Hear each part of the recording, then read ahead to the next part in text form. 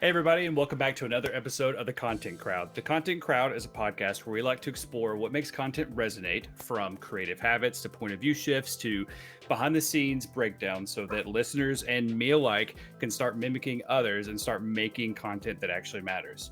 I always like to start off these episodes by reminding you that this podcast is sponsored by Scrappy ABM. Scrappy ABM helps you build repeatable account-based marketing plays and actually teaches you how to do them and own them in-house so you can graduate from us and go on to do your ABM in-house.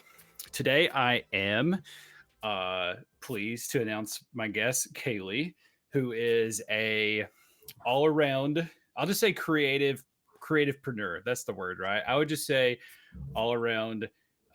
You do a lot of things in the creative space. And so today I would love to learn from you and help some of us that are kind of stuck in the B2B content box learn how to make content like people way more creative than us. Cool. So thank you for being here. Not a problem. I'm excited to be here. Well, go ahead and, I always ask like what people do. And you kind of do a lot of things. So I'd love for you to just kind of like talk to us about what do you tell people that you do when you get into those, awkward conversations about what you do for a living? Yeah, it's always like a pretty loaded question. So yeah, for starters, hi, I'm Kaleigh. I live here in Huntsville, Alabama, and I basically am both a photographer and graphic designer, freelance. So I work entirely for myself. When I started my photography business, I deep dove pretty quickly into the wedding industry. So I was pretty well known as a wedding photographer in the North Alabama area for the past, I'd say like 2 to 3 years. But over time, I've started to kind of like back out of the wedding industry a little bit just because it's so demanding and all my weekends are being taken up. So now I do mostly family photography, grad, seniors, branding, all of that. And then I also now do graphic design. So brand identity, marketing, package design, and website design. So a lot more freelance, can work Monday through Friday as much as I can. Yeah. So you're in kind of like an interesting space where you are, and I'm bringing this up because the audience here is majority like B2B, but you're like, you do both. Like you're like, obviously like wedding is going to be majority B2C, I would assume. Like, I don't think there's like business weddings, right? So, but then you've moved into doing like family, but you also mentioned like branding shoots. And then you also have the design side of things that's also like more B2B. So how do you, I guess the big thing would be like, how do you manage sort of those two identities? Like it's like two segments that you're like trying to reach, or you like have to reach in all under one umbrella.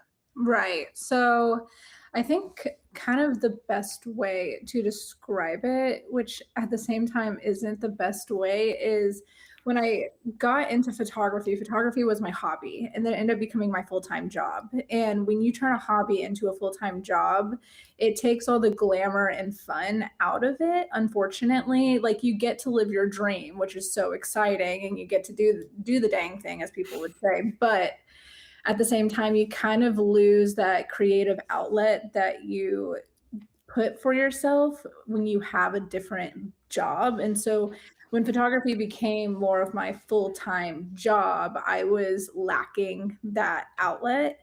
And that's when kind of I started doing graphic design. So now I feel like my brain has almost started to split again, and I see more of my graphic design business as heading to being like my job, and my photography starting to become my hobby again, which is kind of the point. So with the graphic design business, it's more of meeting with other business owners to work on their brand identity and their websites. A lot of them work 9 to 5. They're not going to be working on the weekends and calling me up on Saturdays to take pictures of their high school seniors and things of that nature. So I feel like that's kind of how I started to split it in my brain. Yeah. Although with photography, I still have to work through the week with editing and back of house business stuff. But at the same time, kind of like you mentioned with photography, it is so like B2C, like client based, while the graphic design business is still like in my brain B2C because they are my clients, but they are also other business owners. So the conversations that I have with them scratches a different itch than it Yeah. would be to chat with families about like what stage in their life they're trying to document at this time. Okay, that's interesting. So is the goal for you to make the branding studio side of things become like your new job, and then you'll no longer do photography for paid work, Uh, or I you'll don't be more particular about who what you choose to do? Yeah, I think it'll be more 50-50 because with photography, unless you have like a photography studio or you're a very not famous, but just very put together not couple photographer, what is it? Grad senior photographer. It's kind of hard to have a super lucrative photography business because although from the outside looking in, like a family session might cost $400, well, we might only get like 5 family sessions a month, and $2,000 is pretty hard to live off of if 50% Hmm. of that's going to be taken for taxes, expenses, all of that type of stuff. So the majority of my income in the photography world came from weddings. And so as I try to back out of weddings, it's almost like I'm trying to fulfill that gap with web design and working on branding for other businesses. So I think there'll always be I will always be a photographer. Like I will Hmm. always take couples photos, seniors, grads, headshots, branding, all of that because I really do love photography. It's just I'm losing that financial outlet, and Yeah. so I'm kind of switching it to being something where if I have an off weekend and I don't have anything, I can travel to see my family, and I'm not worried about weddings and stuff because when I was at my peak, like the last 2 years, I'd say I was at my peak. I was shooting 30 plus weddings a year, which that's over half your weekend. So if my Yeah. friends are having babies or getting married or having birthday parties, I'm like automatically out of the loop. Like there's a little, very little chance unless their birthday party is going to be on Tuesday night. Yeah. Yeah, that's always been the hardest part, that I feel like from all my friends who were photographers, is the ones who like do just weddings. And it's like, it looks really cool because, like, especially if they're going to like a destination wedding, like it just looks so fun. Like they're always in different places and they're traveling around. But then it's like, but then your entire weekend is like there and traveling if you have to travel, and then your entire week is like editing, and it's like it just feels like it could get very like um not like tiresome, but just like you kind of feel like you're missing out on a lot. Yeah, and you kind of start to become ungrateful for it, which sounds really bad. I remember having a conversation with my husband about it, and he made a comment of like, "Well, Kaylee, people are paying for you to like travel to these Yeah. places." And I'm like, yeah, I agree, but it's when they want me to be there, and typically it's on their budget, so I have to get like a not the best hotel or not the best flights, and then on Yeah. top of that, my husband won't necessarily always travel with me to these locations because I'm gonna be gone all day on Saturday, and then Friday night, I'm going to bed early, getting all my gear prepped. It's not like an exciting Yeah. rip for anyone. So you do get to see cool things and you get to see really great stories be told. But at some point, you kind of, like I said, you kind of become ungrateful, which is really sad because it's a dream that you had. You Yeah. kind of have to like back out to be able to get back into it, is Yeah. a good way to Yeah. put it. No, that makes sense. I mean, and you mentioned like you did 30 something. I mean, that is a lot of weekends. Like if it was like one time a month, that's like a pretty exciting thing that I feel like you Yeah. could work around. And it's not Yeah. like, and you're talking about being like ungrateful. Like I understand like those kind of things. Like not too long ago, I worked on like the weekends and had like Monday like off. But it's like everyone else is working that day and no one wants to do anything on like, Sunday night or like Monday. So like I might as well just work on those days and then basically never feel like you're actually off because you're not getting to enjoy all Right. the things everybody else is doing. Right. Yeah. Um, so you've built two businesses, and they're not like in my mind not like super far from each other. Like they're like photography and like branding, like those kind of things all to go together. Um, I'm wondering like what was your process of building or how did like building the two businesses differ? So If with at all. They may not have differed at all. They may just be they kind of I feel like they kind of stemmed from the same place. So before I started in photography, I actually had an engineering job. I had like a typical like 9 to 5 engineering career, but I worked in construction specifically. And if anyone knows anything about construction, you literally work like 12-hour days. So I was working like 70 hours a week basically. And so photography was kind of it kind of found me out of nowhere. Someone knew that I had a hobby camera body and was like, "Hey, can you take some photos of me so my Instagram looks a little bit put together?" And I said, "Sure, why not?" And that kind of stemmed into getting more clients and creating a marketing strategy. And then it built and built and built. And it got to the point that I couldn't sustainably do both. And so I left engineering, took photography. So it was more of a seed that was planted that just kept growing until it got a mind of its own. And then I had to make a decision and decided to just take the leap because I was young and why not?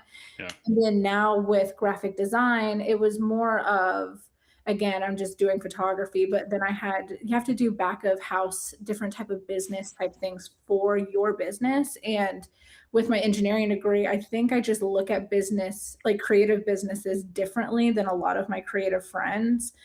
And so I would just like kind of throw out these strategies and marketing. And then I really loved web design. When I was in college, I loved coding. I loved all my coding classes. So once I got to creating my own website and started working with Illustrator, and when growing up, I was super artsy, like went went for all the art contests, like loved art class. So working with Illustrator was like itching something for me from my childhood that I adored. And once I realized I loved like the business part of business so well, but again, I'm so creative, it just felt like that made sense. And then I persuaded my friends to let me help them. And then kind of that same situation where a friend came to me for help, friends started coming to me, and then it started a pathway. It hasn't gotten to a point where it's like has a mind of its own where I have to like pick between the two routes, which personally I'm happy with because like I said, I don't ever really want to let go of photography.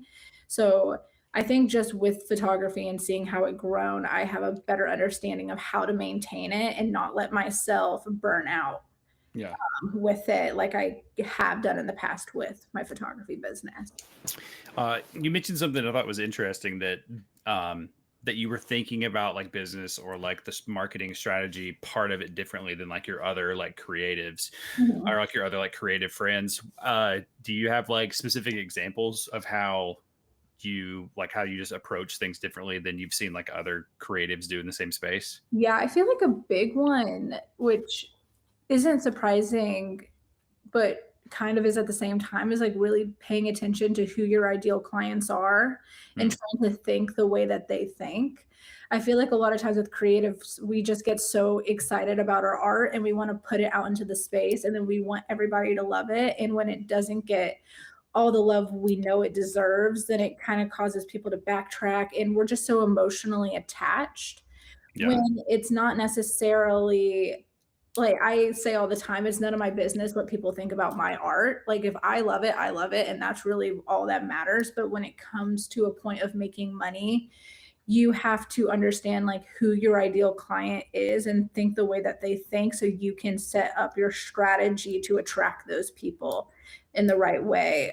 In the photography world, there's a big thing known as content retreats or content days where one photographer will host a bunch of content ideas and other photographers will pay to go to those content days to shoot the concept to like learn new things. And a lot of photographers will crash and burn, including myself. I've learned the hard way, but some of my friends will be like, "Oh, I really want to do that," but when I've like seen if there's interest, like no one has really said anything. And my response is, yeah, because your Instagram and everything is uh geared towards like families with children or couples getting married. You shot that wedding. Now all of the bridesmaids follow you. Now all the groomsmen follow you. All of Mm. your family, like you shot that family. Now all of the mom group friends follow you. It's not other photographers following you. So you're Yeah. already not reaching out to the right clients. It's not that your ideas are bad or it's not going to work or it's not something that you should explore. You're just not starting from ground zero first. So how do you? I really love that scenario you laid out, because that's been a. I mean, I think that's everybody's like first problem with like anytime they're doing like any sort of like social media, especially like Mhm. because like you said, like if you are like if you're a photographer and you're taking really great photos of like weddings and all these things, like the people who want to hire you for weddings or family photos, they're going to be the ones following you. And then when you're trying to then do the like work on my business side of the things, like your audience is not there. So how did you find, which I know you said you like crashed and burned on that, but how do you like suggest, or how have you figured out that you can balance like, how do you make something for like the people that you want to buy from you, but then also make something that other photographers want to like emulate or learn from? Yeah, so I feel like to start, you have to start slowly posting and sharing more about your story or what you're doing. Yeah. From any of the content days that I've went to and I've seen the host and like what they do, they will post more of like the behind the scenes of the wedding day and then show examples of their photography or lay down the groundwork of photography and kind of explain it, and that's what's going to start nibbling and biting towards other photographers, especially if you we should utilize the things that are free to us like reels and TikToks and all these other online social platforms where you don't necessarily have to pay anything to start like growing an audience. It's you have like kind of like I said before, you kind of have to think what they would think if I was a photographer just getting started. What brought me towards the other photographers that I ended up following? It was it because I met them, and if it was because I met them, then maybe I just need to go to more networking type of opportunities, either that's bridal expos or people just getting together to work while they drink coffee, or maybe you need to reach out to other photographers and ask if they want to meet up and work at a coffee shop that day and start like kind of growing now this new audience of those type of people. You have to kind of do the grunt work to get there. And then also one thing, especially kind of like what I learned more on growing my clientele for just photography in general is I guess to back up even further, when I started my photography business, I was in the mindset that if I'm going to be shooting, I'm going to be paid. Hmm. And my business almost deep dove straight into the ground. And I probably wouldn't have had a photography business until I heard the advice that sometimes you have to shoot for free to build up to what you're trying to get to. And same thing within that industry. Like maybe you have to offer something for free, either it's like blog post or forums or guides or something to show the credibility that you have. So people will be more willing to invest in the knowledge that you have to offer.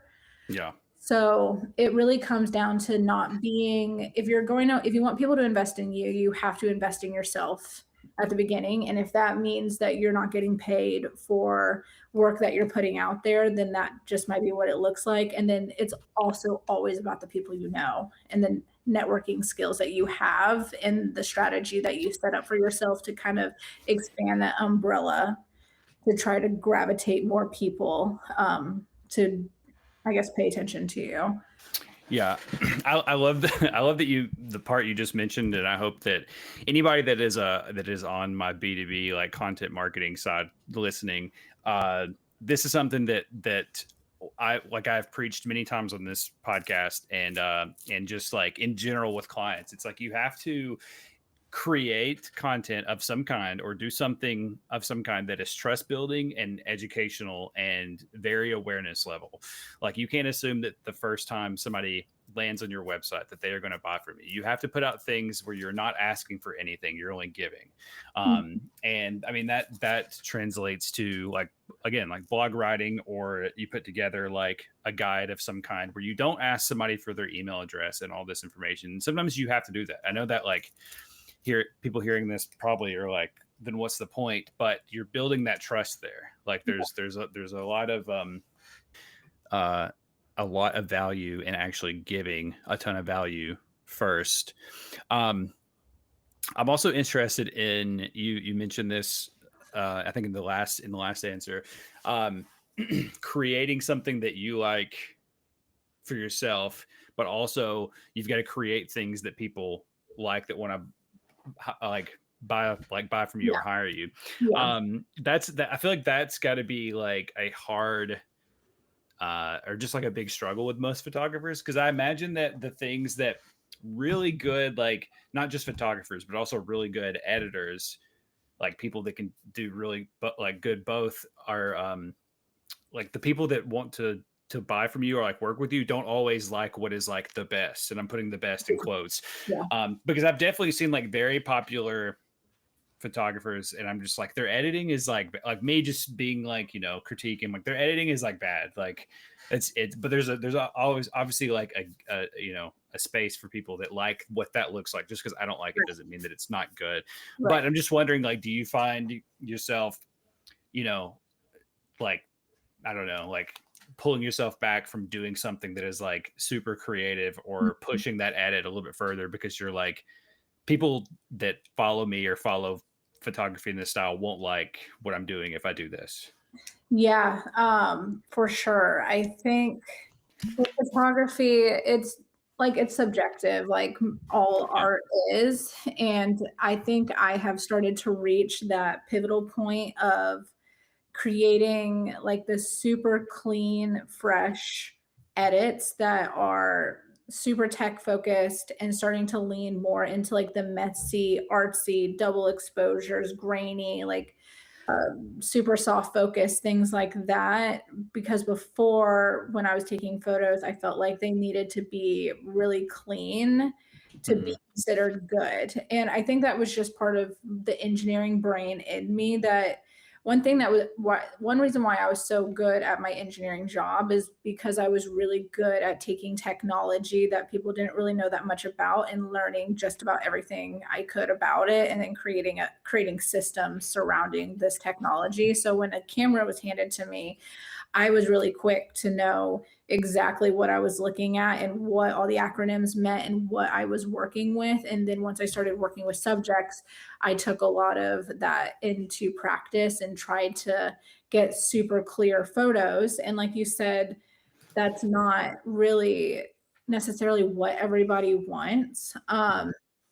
But at the time, that's what I wanted. So that's what I focused on, was just super clean, very tech focused imagery. And I think over time it's gotten that plus a mixture of being kind of on that messier end. And I think from here going forward, it's going to slowly start to get even a little bit more messy, just because I feel like when I see art that like gets me going, it's art that has just like it almost, I feel like the best way to describe it is it's almost so candid to the point that it almost wasn't meant to be photographed, if that makes sense, because it was like a split, like, I just got that photo really quick because it was happening, Hmm. and I feel like that's kind of where I want to take my photography, so it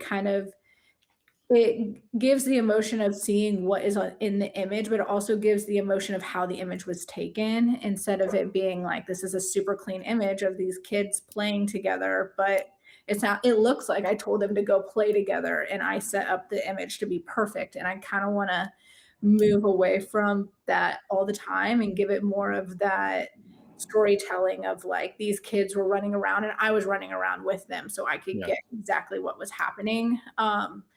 There was one point in time, there's also one thing also too that a lot of photographers will do, where if you book a photographer for a session, you might get um, as many photos as they think will work, like Mhm. 100 photos, 200 photos. It just kind of really depends on what they took and what they feel like is useful, compared to some photographers where it says you're only getting 10 edits. And in Mhm. those situations, I've done that before, where I would do a session and I'm like, you're only getting 50 edits. So I would send off watermarked photos and they would go pick the 50 photos that they wanted me to edit. And sometimes it'd be photos that I didn't necessarily think were the best, which was Yeah. always interesting. But then they would also pick images that I really wanted to edit, but in a way that they probably weren't expecting. So they can't obviously see what I can see. So I Yeah. felt like it was taking the creative out of the photography. And so when I would edit them, I felt the pressure that these all had to be in color. They had to be perfectly like they couldn't be tilted funny. There could be nothing wrong with them. They needed to be perfect images because they're paying for 50 perfect images. And I felt like once I stopped doing that and started just delivering as much as I felt fit, then I felt the realm to give them the perfect images and then also give them like more of the creative edits, and it gave me more flexibility on Yeah. what I was delivering. Do you think that has been a like a big like differentiator between you and a lot of other photographers is after somebody works with you, they're like, oh, I like that I'm given the ones that like she found were the best, and Yeah. it's not up to me to choose. Yeah, I feel like there's definitely a mixture of audiences out there because both business types are incredibly successful. I have Yeah. photography friends that's what they do. You only get 10 edits and then they charge like $50 an edit after that. And so if someone wants 50 edits, like they're making like as much Yeah. as I make off of a wedding, off of a session, which is fabulous for them. And that works 100%. But most of the time I see that typically in senior photography and studio photography. And so with both seniors and with studio, that's typically the audience is they want the super clean photos and they want more control over the pictures that are being edited because it's of themselves. Like it's Yeah. typically just a one subject situation. So they are like, I know the angles that I like about myself. So I want to pick them and they want them to be clean because they're meant to be like the timeless type of edit. So they can use them for headshots and grandparents can look back at them and they can show their kids, like, this is what your mom looked like when she was a senior in high school and so on Yeah. and so forth. And then I feel like I'm not really in that space as much. Mm. So my audience, if I were to now just like put on everybody like, hey, you have to only pick 60 edits, I feel like a lot of my clients would not come back to me because I think when I'm going to photograph families and couples and it's more like prompt focused and it's more Mm. based on the interaction between two people or a group of people, it's going to be harder to pick just the images that like just 50 images because multiple people have different perspectives on who they are and what they want photographed. So I try to use my best judgment to deliver what I feel like is best. And a lot of the times it's more than enough. So Yeah. people can typically find what they're wanting out of Yeah. this. And then on top of that, we don't feel the pressure to like go through because it's not like a subject looking straight at a camera. So I don't feel the pressure to go in and remove all the blemishes and fix all the hair and things Yeah. like that. I can just let the hair be messy. And if they're looking off, like I don't need to edit things on Yeah. their face and all of that. So the editing time isn't nearly as much compared. So are you transferring that same philosophy to like branding shoots? Like are you keeping them sort of like straightforward and clean, or are you finding like avenues to be like super expressive? Yeah, I feel like the trend now is to kind of lean into the messy. So I'll Yeah. always give a small handful of the super clean headshots. So if they needed to make a LinkedIn or if they were doing something collaborative and they had to give a headshot and it needed to be like a really clean photo, they could have that. But otherwise, I feel like working in more of the graphic design space and web space, those images are great for that one purpose only, but when I'm working on websites, I love the camcorder footage. I love the blurry picture of whatever you're doing because those make great background overlays for Mhm. graphics and then for websites and things like that. And yeah, you can just turn a lot of those types of photos into different things compared to like the clean headshot really just has that one purpose. Yeah. So, yeah, I feel like a lot of times now with my branding photography, I'm starting to incorporate more video and camcorder and film photography and regular photography just because all the different mediums provide like a different opportunity and how Yeah. it can be used. Yeah, I hope I want to see more of that. Like even on LinkedIn, like I want to have like the headshot, but I'm only going to use it on like my email and like Slack. But I want to see more like crazy, weird like stuff Yeah, on like LinkedIn, especially. You need to update your LinkedIn. You need it's just I know why. You know how I didn't even know what I didn't know what your maiden name was. I was like trying to find you to tag you in this, and I had to go through other routes of previous workplaces to find you. So yeah. I'll leave it at that. Yeah, Um, a long time ago. But yeah, I mean, even talking about like the personality at all, you're starting to see it even in big corporations. I think yeah, my two big points is one in corporations, like if you're someone that's on TikTok, which if you're not on TikTok, if you have children, they're on TikTok. TikTok is just, or even Instagram or even Facebook. But a lot of times you're starting to see a lot of these big corporate companies be goofy yeah, online because they're trying to build a personality. Because at the end of the day, people are attached to personalities, they're not just attached to a name.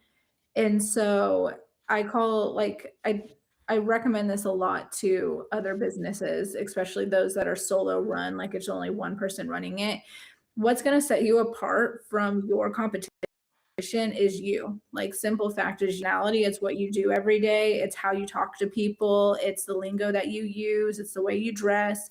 It's basically you're kind of starting to create like a friendship and a relationship, and you want to build that because when it comes time for that person to need your services, they're not going to be like, I wonder like what photographers are out there. They're immediately going to be like, oh, I know this one girl from social media. She makes coffees all the time, but she also posts pictures sometimes. Let me go find her. Or yeah, someone that they feel like they can connect to. And a lot of, like I said, a lot of like bigger corporate businesses were starting to lose that a little bit, but they didn't necessarily need it because they are such, like they just completely roam the space. But we're starting to see like they are starting to deep dive into giving personalities to their businesses. There's even some businesses where they just coin a person as being the personality. So they'll show their face all the time, yeah. even though it's a business being ran by 30 people and it seems to be successful. Yeah, there's some that I enjoy and there's some that I don't. I feel like it's very like mixed when I see the way people respond. They're like so tired of like the. Yeah.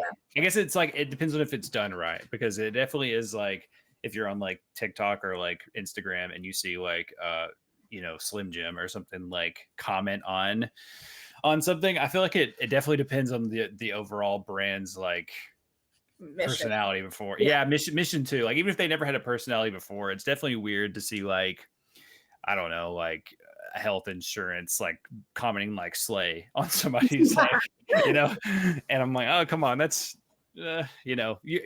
I want my health insurance people to be a little bit buttoned up, like Slim Jim and like Wendy's, Yes. can get away with it, but Yeah.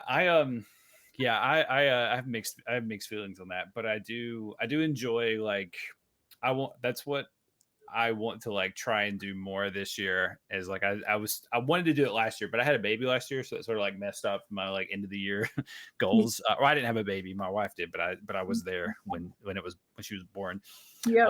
and still there now. I guess I should mention that she wasn't like shipped away or anything, um, but I feel like one of the things that's like I am bad at doing is like really like showing not necessarily like my personality, but I think like when I talk to like business owners, I'm a lot of times I'm having to like challenge the way that they think about like content creation and usually the content creation I'm working on is like emails, but something as simple as like emails that like so many B2B marketers, or maybe not even like B2B marketers, but just like people in the B2B space are thinking that they need to like write these like super buttoned up, straight to the point emails. And then I Yeah. come in and I'm like, what if we like ask the person, what if we just like talk to this person like a person, and ask them to reply to our email? Like that would be crazy. And that it like works. And I've mentioned this on this podcast a lot of times is like, just like stop asking people to like book a call or something and ask them to just like respond to the email. Like you'd be like shocked at how many people like realize that even though like we know that it's just like an automated marketing email, people will like if you just say like, hey, just like reply to this email and I'll if we can talk about whatever, people actually do respond. And I think like that's almost a lot of times it's felt like taking a risk. And I feel like I need to explain more about what I do that is like not risky, but like how do I need to do better at showing people like online like I can't like claim to be this person that's trying to like shift the way that we think about B2B content, and I'm not also doing that myself. So that's a goal for me is like to be more um less polished looking and more like Yeah. natural and I almost said sloppy. I don't think that's a word you said, but like Mm. you But know, but messy. Yeah. messy. Yeah, messy. Okay, sloppy sounds way worse. Messy sounds it's right in the right spot. Yeah. No, I absolutely agree. I think it also just um, kind of pushes the conversation on how to create boundaries, though, with that. I think that's also something that I slightly struggle with at times is then if you're creating it to be so personal, you don't want it to be so personal that it is you in your life. So you have to kind of create that boundary on how you want to run business and how you want your clients to also conversate with you. yeah, Um, and things like that. But yeah, kind of going off of the dialogue of what you're talking about, I had a friend, she booked a social media manager to run her socials for her. And every time she'd post, I'd read the captions and they were just really buttoned up, kind of like what you were saying, and really to the point. And I was just like, Taylor, I think it doesn't sound like you. Like yeah, that's not the words that you would say. And you definitely don't talk like that. So I'm sure your clients are kind of like, what is going on? Kind of thing too. And sure enough, she was like, you were the seventh person to tell me that. And I was like, then you might want to do something yeah, about it. And she ended up talking with her social media girl and was like, we need to change the way this yeah. dialogue is because it doesn't sound like me and my business. So yeah, dialogue is very powerful. Yeah. I think there's definitely a balance. I mean, that's where like, oh, we got to match tone and voice, which I think are just sometimes are just like crutches in a way of like if you had to put together like what your tone and voice is, you're probably going to get it wrong, and then you're going to like you probably perceive yourself as talking differently and or speaking differently. And so I think that's where like it's really important to be like um more like yourself, but also more like conversational in the way that you talk and the Yeah, way that you communicate. Because that's what people immediately gravitate towards. Like I right. think, especially with like AI, obviously, like very robotic sounding. Like I get emails all the time, and it's not like a bragging thing, but I get emails all the time about people wanting to be on this podcast, but it's like their and I'm not like bashing their assistant or whoever sent it to me because obviously they're trying to get them on as many like shows as Yeah, possible, but a lot of times it's like, hey, I really enjoyed this episode, especially where you talked about this thing, and it's like either it's just like a complete like copy and paste from like the episode description because there's like weird certain words are like yeah, capitalized or whatever, and it's just like, I know that they're like just trying to go as quickly as possible. And I think like the misconception is that you have to like try and pack in a lot of information. And they could have just said, like, hey, we really liked your show. I really think that this person would be good on it. They do these two things. Do you think it would like it could be like super simple? And I think we're getting like into this world of like if you ask AI to like write something for you, it's going to give you like a huge long paragraph with all the information and it's trying to go for like a word count. And if you yourself are like editing those things, like you're trying to use like AI to help you, and you don't have a good grasp on like what sounds natural or what conversation really sounds like, I feel like that's how it comes across as like these very robotic right. things, and they just feel unnatural and weird. And people don't want to like work with something that feels unnatural and weird like that. Yeah, whenever anyone sends me like an AI response, my first concept is you don't really want it that bad. I think is Yeah, my first interpretation is it's if you just put this into a robot, generated some response, didn't even read it out loud to make sure it sounded like you so you could change it to make it sound like you. I understand like needing somewhere to start because we yeah, all get brain foggy at times for sure, but you're just copying and pasting and sending it and just hoping someone bites, then I feel like it's going to hurt your reputation more than getting yeah, somewhere at all. yeah. I totally agree. Um, yeah, I think like we're already at the point where like the most human interaction is like already feeling like better. Yeah. Which I guess like I think like last year or maybe like last year was like the biggest year in like AI stuff. But I know that like I know it's actually been around for like since like 2022 or 23, but I think we're already like hit that point where we're just like tired of things not feeling like human, and that can go even to, again, like there's still like this misconception that B2B stuff particularly is like has to feel very like robotic and professional, and it of course like there's a balance between being professional and also feeling like a human is talking to you.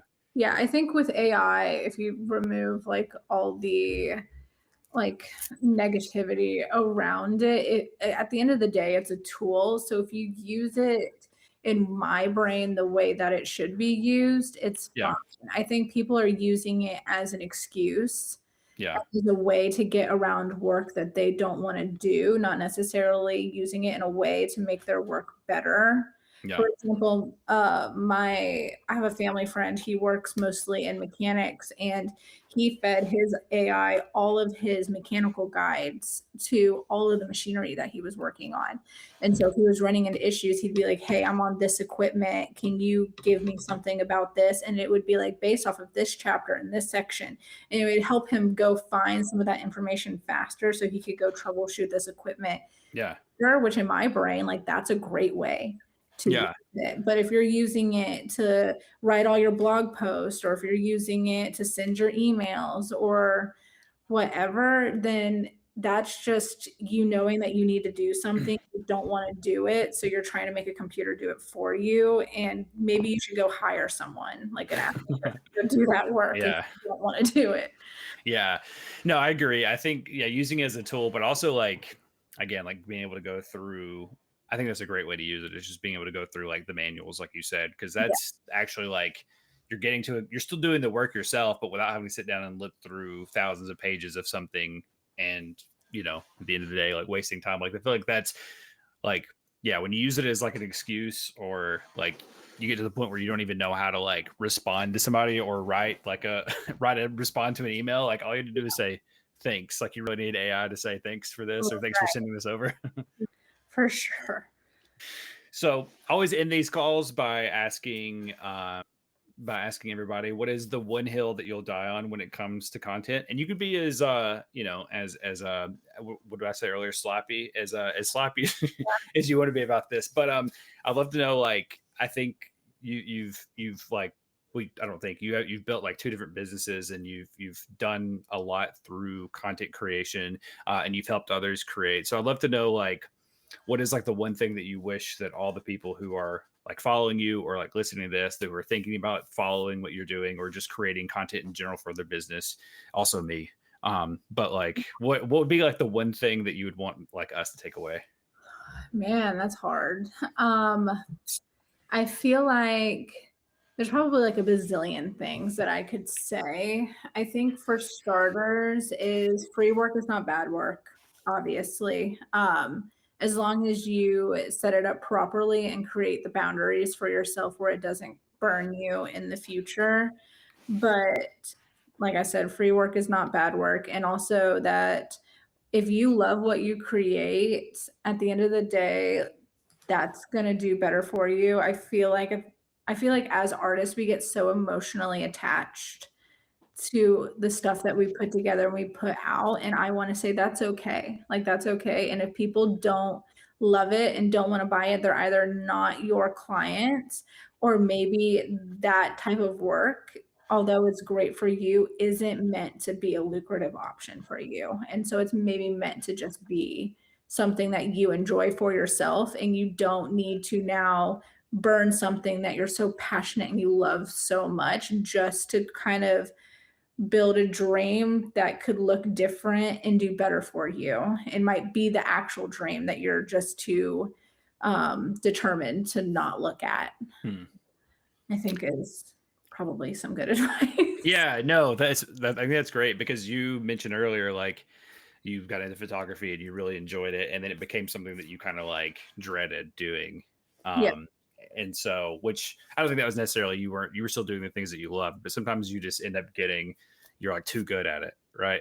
And you're, in a way, I think, yeah, and so eventually it starts taking away from like your peace with it. And at the end of the day, like, maybe there's X amount of jobs you accepted that you didn't really want to do, but you kind of have to because it became like the necessity that you did these to pay for things because that's what we have to do. Yeah. One of my best Um, friends that's a photographer, she started waiting tables on the side just to give her some more like consistent income. And it just made her fall in love with photography more. And yeah, she's starting to book more than I feel like she has previously. But because she has a consistent income outlet, she doesn't have to feel the pressure to say yes to everything yeah, like she had to do previously. She can say no to the stuff that doesn't really make sense yeah, her. But she doesn't see herself as a failure because she has a part-time job. While some creators might be like, I'm a failure because I have to have another stream of money. At the end of the day, we're all just people in a big old world and a big universe. Like how you need to make money is none of my business. So yeah. you just got to do what you got to do sometimes. Yeah. Yeah. No, I think that's great. I think like a lot of people, especially creatives, are sold this idea of like, do it or learn how to do it and like work on it for a year or something and then go like full time. And I used to have this idea of like being full time, like freelance and like going through it. And when I was kind of off, I wasn't offered. I got to the point to where I was full time freelance, and it was because I was laid off from a previous job, and it became like a necessity. And I was Yeah. just like, I don't think I want to. And that's actually like me, my boss now always joke about this. I was like, I kind of came to him and I was like, I don't want to do this full time. I see like what you're doing because he was building this business at this time. And I was like, I don't think I want to do, I see you and I don't want to do what you're doing. I would like to I want to just work somewhere Yeah. and do all the fun things and have the opportunity to, this, the full-time job is fueling like the other things that are fun Yeah. to do. Yeah. Yeah, I feel like everyone sees like being self-employed as like you're doing the big thing, you're living the big dream. But when you work a typical 9 to 5, you have consistent income that you know is coming in. When you go to work, people typically hand you work to do. You don't have to go dig for clients and create a strategy and like consistently gamble on yourself and the ability of the work that you can do. You just like walk in and they say, okay, this week you're gonna, and then a lot of times you get insurance, you get 401k. Honestly, like when Yeah. you look at it, working for someone else has so many perks. Yeah. Working for yourself, yes, you don't have to necessarily look to someone for work, but you also lose mentors, which is why, like in the creative industry, it can be so lonely. So networking is what's Yeah. going to save your life, like figuratively and literally. And um, yes, you can create your own schedule, but when you grow up going to school, and then if you did have a 9 to 5 and now you're going into your business full time, you might start to build like anxiety around the fact that you need to be working during the days like everybody Yeah. else is. And you start to kind of work through like a more emotional, I feel like that's just been something that I've had to work through heavily over the last 3 or 4 years, is there's just such a more emotional aspect to owning your own business that no one talks about because everything changes, especially when you're a creative. You could be making 10 grand one month and you might be making 3 grand the next. And it's just like up and down and up and down. And you just have to just be able to be like really confident and in yourself and create the system so you don't allow yourself to crash when things are different. Yeah. Yeah, that's a great piece of advice. Yeah, just the big takeaway is like sometimes having like a 9 to 5 like slaps. Like Yeah, it's, yeah, for I sure. know, I know it's like romanticized to work for yourself, but it also like, yeah, it also it's a lot of stress. It's a lot of work. Yeah. So, well, thank you so much for being here. I really do appreciate your time. I know that you are super busy, and so I just want to thank you again for taking the time to be here. Nope. And I would love for you to also like shout yourself out because you've got your branding studio and you've also got your photography studio. And so I'd love to you just to like talk about those real quick and let people know Yeah. like what you do. Yeah, so my Instagram, most of my work and everything I do, I typically put on Instagram. So for photography, it's by Kaleigh Madison. My first name's spelled a little funny, but I'm sure it'll be posted somewhere. And then my design business is called Rescue Studio. So sounds like rescue, like we're saving somebody, but it's spelled like Q, like an editing Q. So RESQUEUE dot studio on Instagram. Cool. Your website is also really cool. I was checking it out earlier. Super cool. Well, thank you so much. Hope you have a great day. And yeah, I'm thankful that I had the time to talk with you. Cool. Thanks for All having right. me. Bye, everybody. See you next week.